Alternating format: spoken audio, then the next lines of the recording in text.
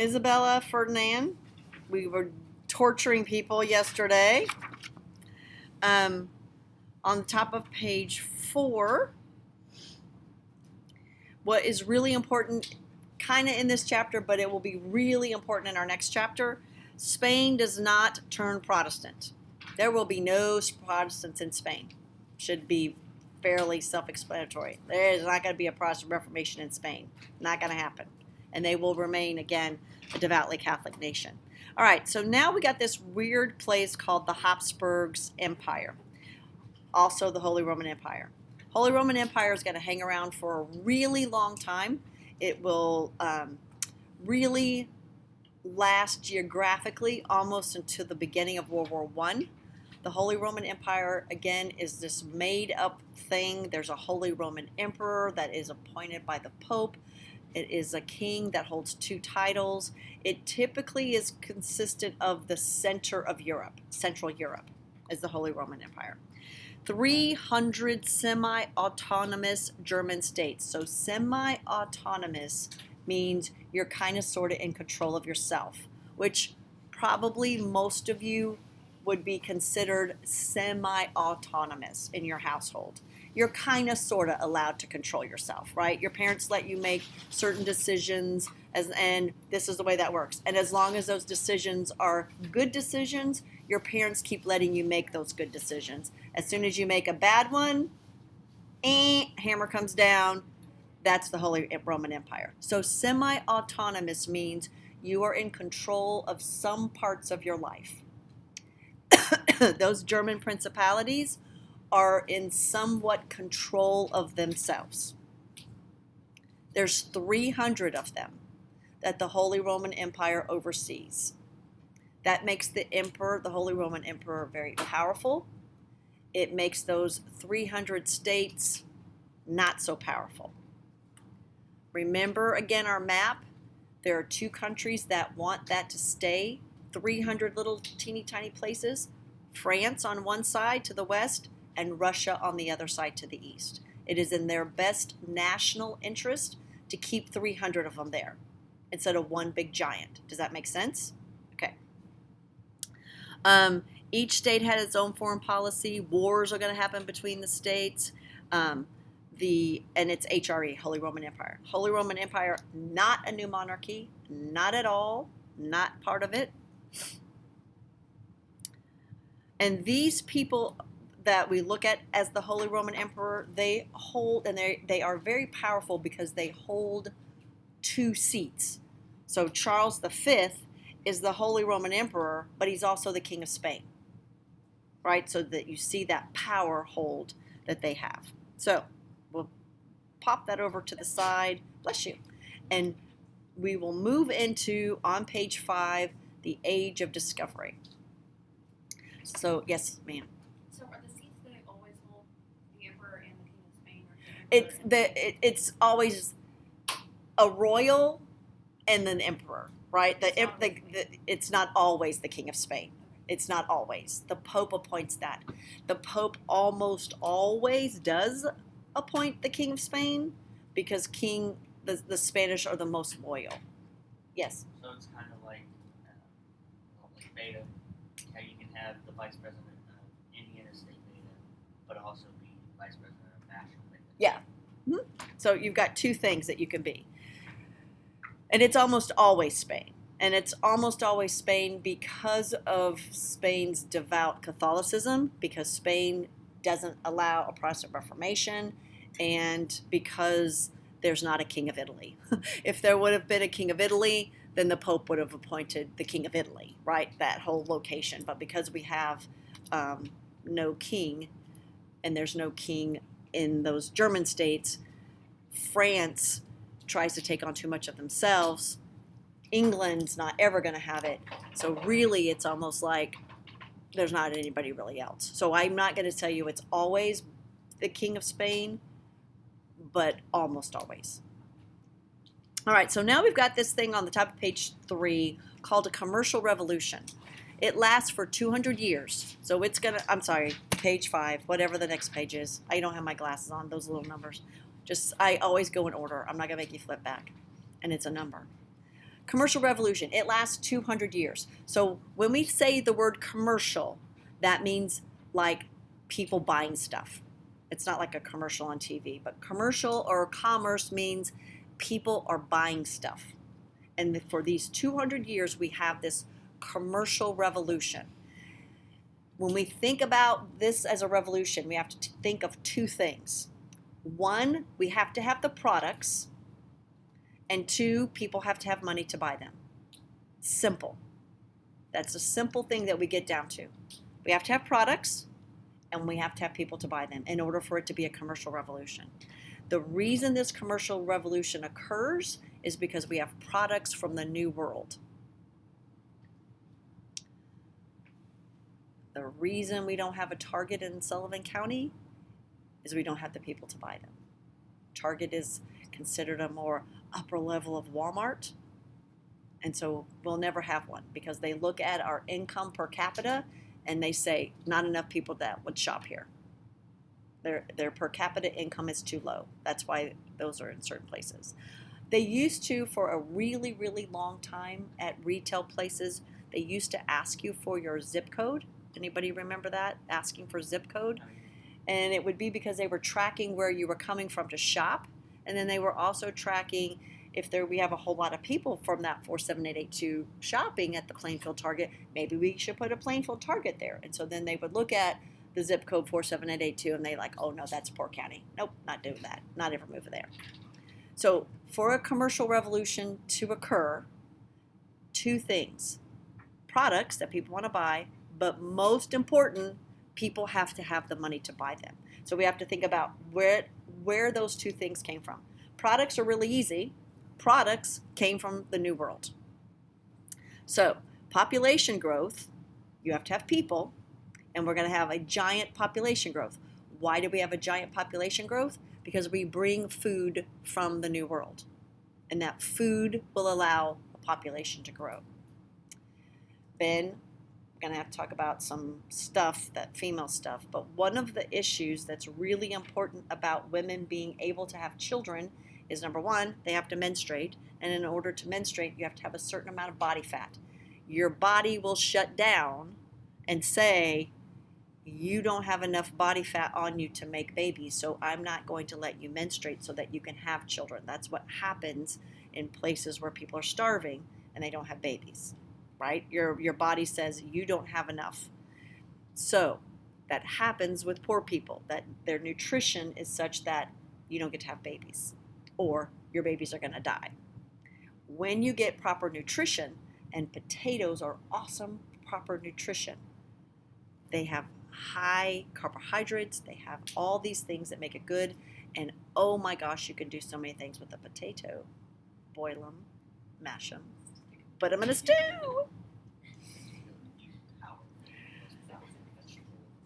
Do you know what I'm talking about? Okay. If you don't know what I'm talking about, I feel sorry for you. Just going to throw that out. I feel sorry for you. I usually try to say it. Boil them, mash them, put them in a stew. You know, potato. Yeah. Love me some Lord of the Rings. Okay. So now we have this commercial revolution. What do you think is going to happen to the price of things? It's going to go up, right? So at the same time we're having this commercial revolution, we also will have a price revolution. And price revolutions happen in economic terms. It is the idea of what the market will bear. I'm just going to keep increasing my prices, and as long as people keep buying them, I will keep increasing my prices. It happens quite often around things that are, especially like things at Christmas, when there's a hot ticket item at Christmas time that everybody wants. The price goes way up, and then in January, boom. That would be one of the reasons why my children put the whole axe really on getting anything for Christmas, because they're like, just give me money and I'm going to shop in January because I can get twice as much as you would have gotten me. I'm like, no, that's not the way that works. But my little fashionista said, no, really, we don't want that. Just give us money, because then we'll shop in January and get better prices. And so that's what this price revolution, this long, slow upward trend in prices. And reason why this happened, 3A, increase food prices, increase volume of money, and increase gold and silver. So one of the things that, again, shouldn't be lost on this Spanish exploration of the New World is they are really coming back with ships full of gold for probably about the first 5 years. And then after that, it's kind of all gone. But they are really coming back with lots and lots of gold and silver. And that, again, will increase the prices. And then, again, number 5, this rise in capitalism and the middle class, the bourgeoisie, leads the way. On page 5, we got a whole lot of stuff about all these different groups of people, bankers, the Fuggers in Germany and Antwerp, the Hanseatic League. All of these people are trying to control trade and banking. And at the bottom, we got joint stock companies. That's the Virginia Company, the beginning of Pocahontas, the Virginia Company. That's just joint stock, meaning you own stock in that company. And as a stockholder, you get part of the profits. Stock markets are going to create. We're going to have enclosure movements. We're going to put all of that stuff on page 6 aside, except in the middle of page 6, gigantic box around the word mercantilism.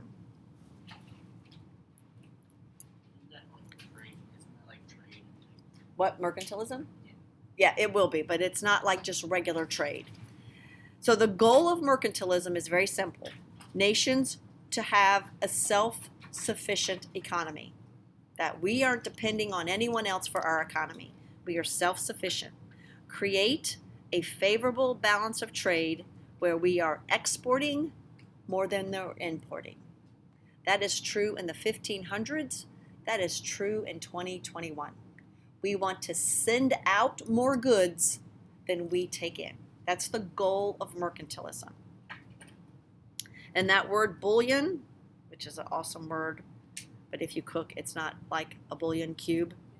It's not. It's gold or silver. Just think of those little bouillon cubes because they're wrapped in gold, aren't they? Yeah. Those little, if you're a cook and you've seen those little, they're wrapped in gold. Little cubes of gold. That's what we're looking for. A country should acquire as much gold and silver as possible. We want that gold in our treasure box. And that's what we want. Mercantilism controls all aspects of trade.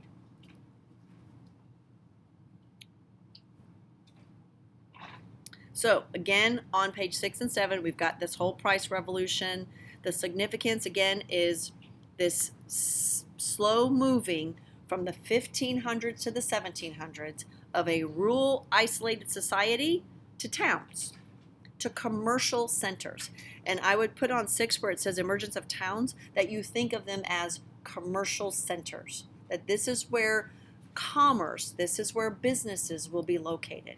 And we'll start to slowly build towns and cities around commercial endeavors. What? Number 6. On page 6, I'm sorry, C1, the emergence of towns. Yes. So things that we like skip over in the notes, but we have to know that for the test. Yeah. Yeah. Like the test that we take. I can't go over all these. If we did this, we'd be doing this until the middle of September. I can just highlight. Yes, ma'am. As commercial centers. So, Maddie, this is when you become the active student and you read through your notes, and if you have questions, you ask me about the notes. And the same thing with the textbook. If you're reading the textbook and there's stuff you don't understand, you need to ask me. Because that's the part of this that's college. That's the part of this that's college, that there is no way that I can lecture over all these notes. There's no way I can lecture over everything in the book, but you're responsible for everything in the book and everything in the notes. So this is where you have to become an active student and not a passive student. So you can't just wait for me to give you the information. You have to actively read through these things. I don't know what this is. I don't understand what this is. Could you explain this? Okay? And I know you could do that. I mean, you do that with this conversation that we have. You now just need to move it to the book and this. Like, I need to know these things. Yes. So should we study more of this or more A of little bit of both. the The first test you'll see. Okay. And it's hard to prepare yourself for the first test. It really is, because you don't really know what. And here's the other part of the test that makes it even more difficult. And this will make you really upset and mad. We're going to take a 54 question test about the Renaissance. In May, there might not even be, of those 54 questions, a question about the Renaissance. So it's being overly prepared, because there's 54 questions. I have to get mine. And each question has at least 3. So really, there's 18 topics. 18 topics that you could be potentially asked a question about. One of them could be the Renaissance. One could not. And so this is a part of it. So I make things really, really hard for you. So on the test day, you're like, okay, Mrs. Norris's tests are harder than that. And that's my goal. For you to think that that test that you take in May is not as hard as the test that you take here.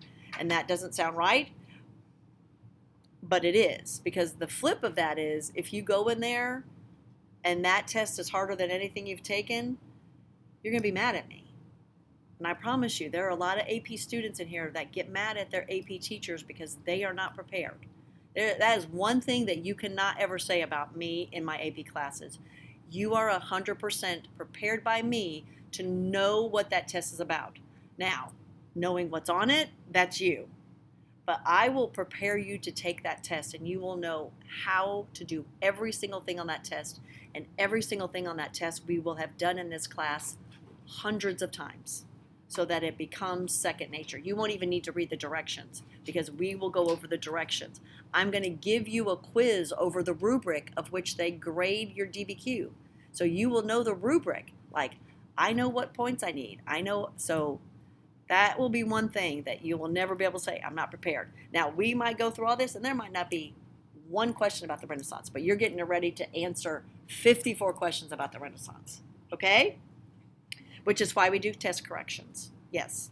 But, so like in the reading questions, when you're like blah blah blah, there's nothing here after the first. Blah, blah, blah, nothing here. Blah, blah, blah, nothing here. So does that just mean like you don't need to know that for the reading? Correct. Question, or you don't need to know that for the test? Correct. Both. You don't need to know that for anything. Okay. When I say blah, blah, blah, it's Kagan just going on and on. That will not be on a quiz. That will not be on a test. And that is not anything AP board wants to know about. Or when it's like just skim. Yep. Okay. Yep. All right. Yep. Like the skimming the art. Yeah. There's no questions about art. There's no questions about art. Not on the multiple choice. And then the questions about art we'll talk about differently. 2 questions. Mhm. Where do we go to take the AP? What? Where do we go to take the AP test? We come in here? You don't get to take it here because you're 3 hours. We find some place in the building to take it. Yeah, and I can't give it to you. And same question. You might not be able to answer, but is the AP test in chronological order? So it could go Nope. 1540, 1730. Yep, it would be nice if it was in chronological order, but no, it is not. That's a good question, and it is not. All right, so the other important thing on page 7, the bourgeoisie grew in political and economic significance. Slowly. I'm on page 7. I'm sorry. Just follow along. I am not in my number groove today. The bourgeoisie grew in political and economic significance. Okay, so let's take a stop here. When we say that in AP Euro, the price revolution is 200 years. So when we talk about growing in significant, over 200 years. Okay? Nothing happens fast in AP Euro history. Nothing happens fast.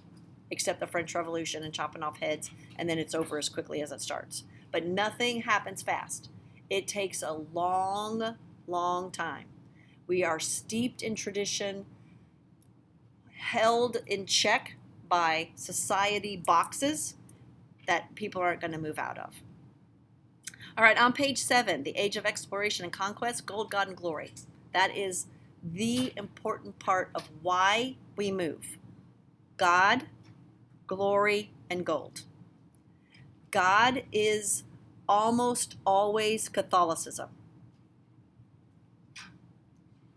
And so we say Christian crusaders, they are Christians, but I also want you to know that they are Catholic as well. And Portugal and Spain are going to be the first that are really going to challenge Italy. So where are these people going? They're trying to get to India. That's where they want to go. India is the place to be. India is where they're trading. India is where the spices are, and that's where you want to get. You get a ship full of spices back to Europe, you're going to make 300% profit. Some of you might say, how do you make 300% profit?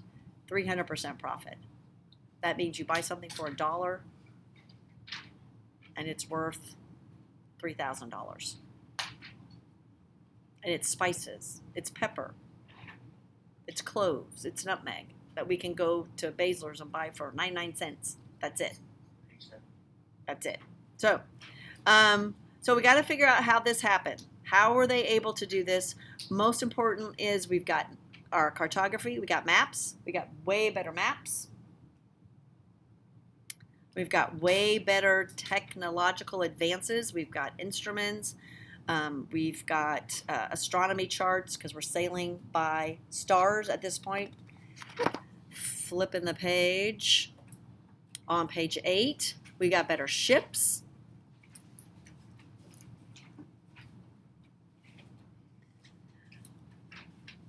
And 8 is this religious desire to convert pagans. And again, that is really important as this movement of Catholicism. And we're going to look at this in 2 ways, right? We're going to look at it in a devoutly religious way, so that there are members of a deep religious faith feeling that true spirit to convert. But then we're also going to look at it in the way of converting people to paying Catholicism tithes people, adding wealth to the church. So Portugal starts out, we start out with Prince Henry the Navigator.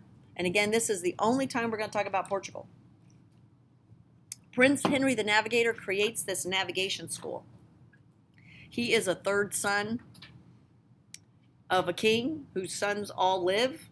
So he is not going to inherit. He's not going to be military greatness. So he sets up a school for navigation, of exploring. And what these explorers do is very, very simple. And again, this is why this school is so important. He sends each of these sailors and these explorers to chart and map Africa. They know they need to get around Africa to get to India. So they don't sail into the open waters. All they do is hug the coast of Africa, and they are given a certain time period to hit that mark, turn around and come back. And then they turn around and come back, and they draw, and then they send the next one. Turn around, come back, turn around, come back. And poor Bartholomew Diaz, he is the one that actually gets to the tip of Africa, but his mission was to find the bottom of Africa and turn around and go back home. So Bartholomew Diaz hardly ever gets any credit, because the next guy, Vasco da Gama, who I hope you've heard of before, he's the guy that gets to sail all the way around Africa and go to India and become really rich. So that sets up that. And now we think, let's go the other way. Let's head off to the other way. And I hope you know that Christopher Columbus did not discover the earth was round. And he miscalculated. What he said is the earth's circumference has been miscalculated by the Greeks. It is much smaller than it is. And I think that we can sail to the west to get to India.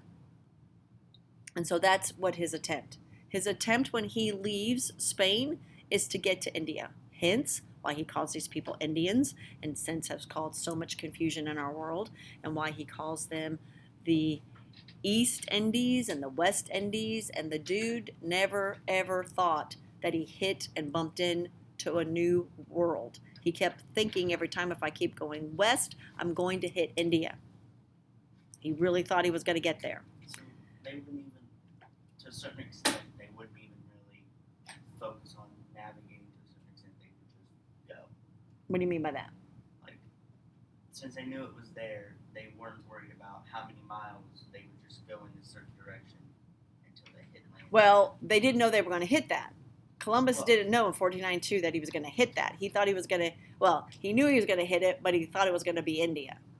Once the exploration opened up, the age of exploration opened up, and people were sailing across the Atlantic, they knew how long it was going to take and where they were going to be. So I guess what you're asking is they didn't have to worry about where they were going. They knew they were going to hit land. Yeah. Is that what you're saying? Yeah, that's true.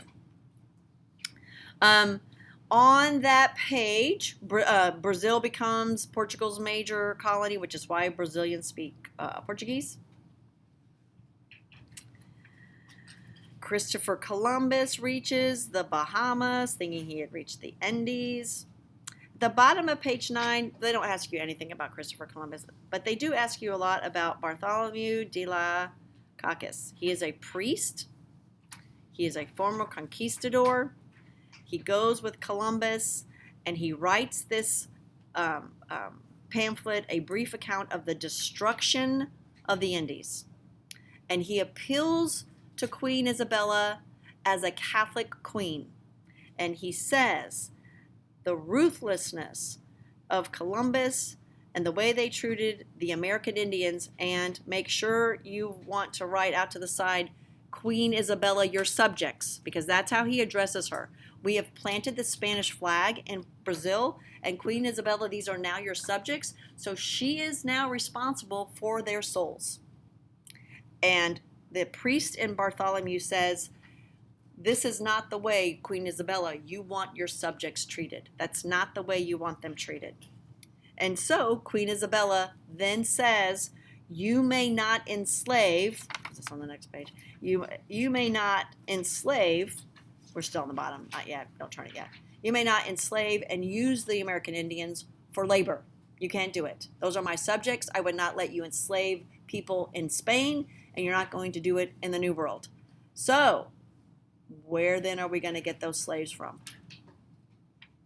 Africa. Yes. Wasn't the Casa, that guy, wasn't he also running for office? Like, he was running for some political office. I don't know. Was he? I thought I heard something like he was running for office. What office? I don't know. What? That's not. Is that on the new page where Isabel was like, please stop? Or was that? Is that what? Please stop. Please stop. Was that still on page 9 or is that page 10? Yeah, that's on page 9. She tells the conquistadors, you cannot use American Indians as labor. You cannot subjugate them and use them as labor. So they can't, because they're her subjects.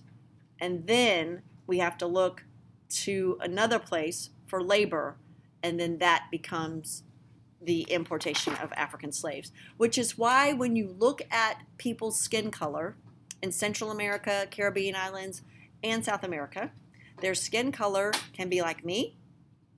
Their skin color can be very brown, or their skin color could be black. Because for the most part, Central America to South America and all the islands, their DNA is made up of Spaniards. People in Spain look like me, very light skin, very dark hair. The natives, which are brown skin, and then slaves, black. So that's why you see a wide range of skin tone color in South America. All right. You don't need to know any of those other ones.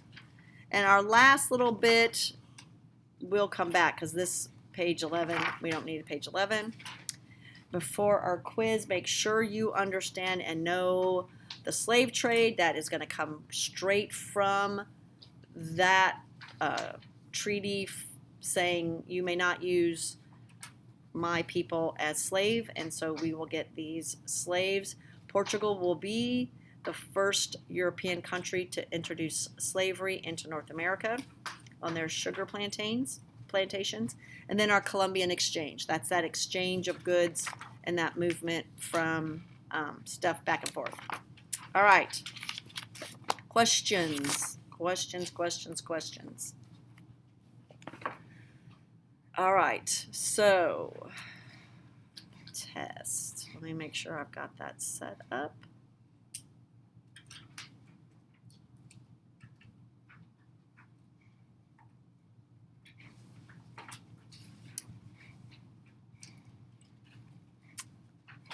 All right, and those of you listening to this, getting ready to take the quiz, I will now tell you that the secret code password is GOLD. Lowercase g, O-L-D, GOLD.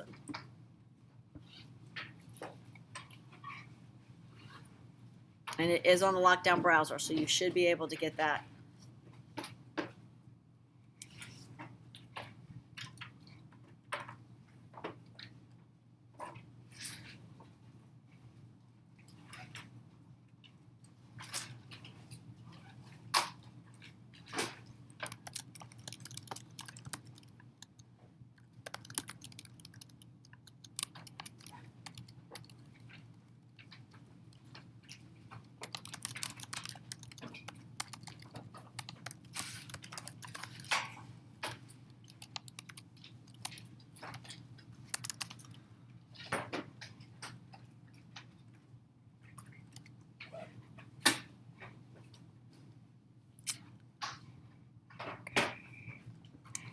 Take attendance.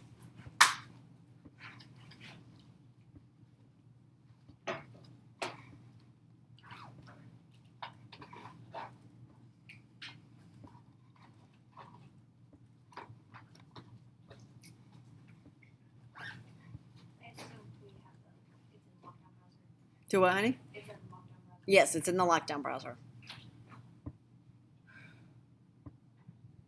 Oh, I forgot to mark Molly absent. Dang it. How long should this test take? Do what? How long should this test take? How long? Yeah. I don't know. However long it takes you to take it. If we don't That's how my dad answer those questions. What? if we don't get done, then Just sit until you're finished.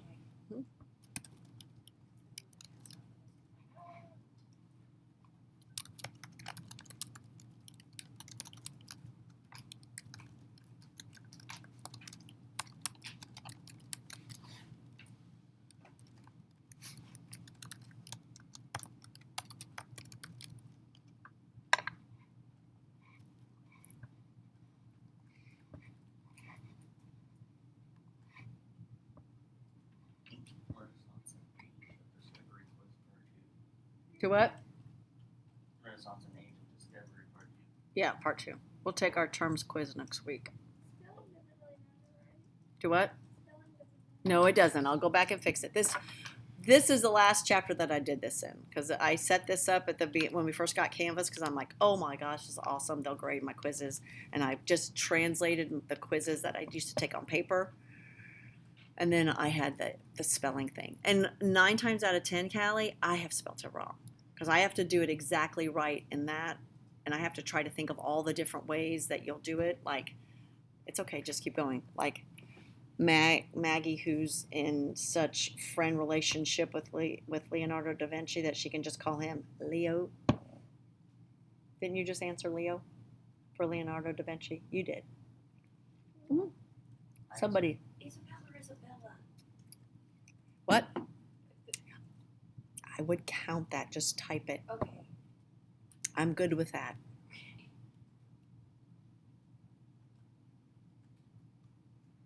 I will go back and fix all of your spelling. Even if you're as bad as Ben, and I can figure it out. Ben and I got that going on. I can figure it out, Ben.